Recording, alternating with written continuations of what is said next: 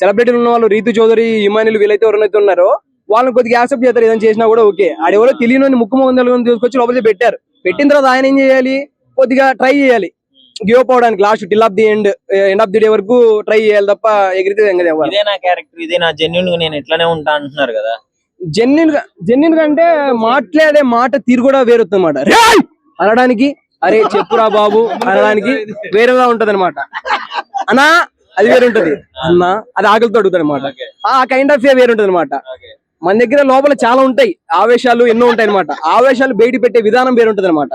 మాట్లాడే విధానం చేంజ్ అయితే అవపక్క క్యారెక్టర్ కూడా వేరే చేంజ్ అవుతుంది. ఇప్పుడు సుమన్ శెట్టి ఎలిమినేట్ అవుతారని కొంతమంది అంటున్నారు, అవ్వడానికి కొంతమంది అంటున్నారు, మీరేమనుకుంటారు?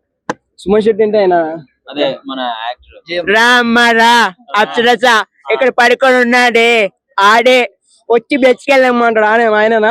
ఓకే, ఆయన కూడా యాక్టింగ్ పరంగా మనకు తెలుగు ఫిల్మ్ ఇండస్ట్రీలో కనుమరుగైతే అయిపోయారు. తమిళ్ ఆ సినిమాలు చేస్తా ఉన్నారని అయితే చెప్పారు. కాకపోతే ఏంటంటే ఆయన కూడా ఒక ఆపర్చునిటీ వచ్చింది. ఆయన మాట్లాడే అంటే చిన్నగా మాట్లాడతాడు, మెత్తగా మంచి నాకులాగా అట్లా నడుస్తా ఉంది.